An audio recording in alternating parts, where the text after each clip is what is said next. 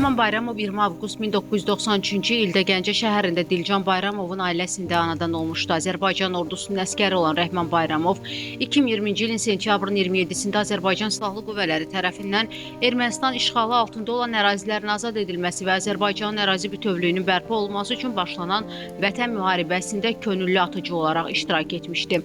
Cəbrayılın, Füzulinin və Xocavəndin azadlığı uğrunda gedən döyüşlərdə vuruşmuşdu. Rəhman Bayramov 9 noyabr 2020-ci ildə Xocavənd rayonu istiqamətində döyüş tapşırığının yerinə yetirilməsi zamanı şəhid olmuşdu. Bir müddət tapıla bilməyən nəşi 28 dekabr 2020-ci ildə tapılaraq Gəncə Şəhidlər Xiyabanında dəfn olunmuşdu.